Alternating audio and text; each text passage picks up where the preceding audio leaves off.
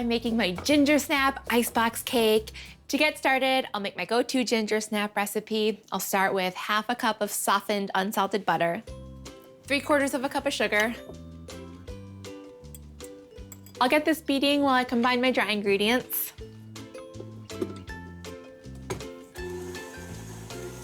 Two cups of all-purpose flour, a teaspoon of baking powder, and 1/2 teaspoon of baking soda.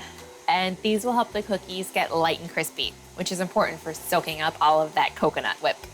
1/2 teaspoon of kosher salt, and loads of spices. 1½ teaspoons of cinnamon. Of course, a ginger snap has to have ginger, so 1½ teaspoons of ground ginger, 1/2 teaspoon of cloves, and 1/2 teaspoon of allspice. All of these together are just gonna make these cookies explode with flavor. So I'll whisk this up. Typically, icebox cakes are made with chocolate cookies and whipped cream, but I adore coconut whipped cream, and what goes well with coconut is ginger snaps and lime. Those are the flavors going on here, and it is a total party for my mouth. Okay, I'll set these dry ingredients aside and grab an egg and molasses. An egg will hold everything together. I'll add this right into the butter and sugar mixture. 1/3 cup of molasses, which helps ginger snaps get their signature golden color. This molasses smell is reminding me of gingerbread, people. And now that this is combined, I'll gradually add my dry ingredients.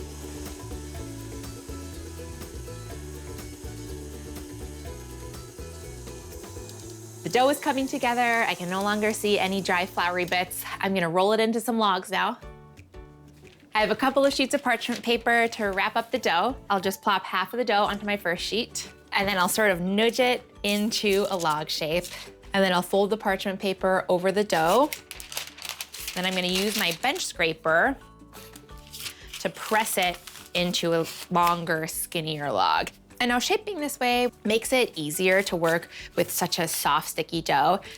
Okay, I'll check it. Oh yeah, that looks nice and round, like a sausage. I'll shape my other log and then stick these in the fridge until they're firm enough to slice. My dough is cold and I'm ready to form my cookies. I'll just unwrap a roll of dough. And I'm gonna make 1/4-inch slices. Just like that. I'll space these out evenly on my sheet trays. I'll keep on slicing these and then bake them at 350 degrees for 10 to 12 minutes until they're super snappy.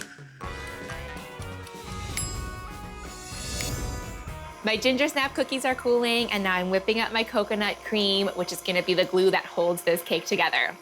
I start by beating up 2 cans of coconut milk to medium stiff peaks, then add in a little powdered sugar for extra sweetness, some vanilla extract, kosher salt, lime zest for some acidic tang, ground ginger to complement the snaps, and mix everything up until it's fluffy and smooth. Now I'm gonna fold in something that'll really make it sparkle. Candied ginger. It'll be chewy and sweet, just peppered throughout the cake. I'll fold in about 1/2 cup. And get this evenly distributed. And these cookies and this whipped cream are tempting me. Before I assemble the cake, I just need to do this. All of these flavors together and that fluffiness of the cream is just doing it for me. Why don't people serve cookies and cream like chips and dip at parties? To put this cake together, I've got a loaf pan lined with some parchment paper, and I'll start with a layer of cookies. I'll spread them with a layer of coconut cream. I wanna make sure the cookies are totally covered, and then I'll keep on stacking up layers of cookies and cream. And I'll cover the top with coconut cream. So luxurious. This looks like a cloud. I'm gonna top with the rest of my lime zest. Nature sprinkles. And some toasted coconut for more coconutiness. And I have these big giant flakes. Oh, this is so pretty. It's just like the right amount of casual and festiveness for a holiday that happens every weekend. Okay, Do you want some icebox cake? It is Shabbat. Oh yeah, baby. Holy buckets. That's good. Extra good. It is.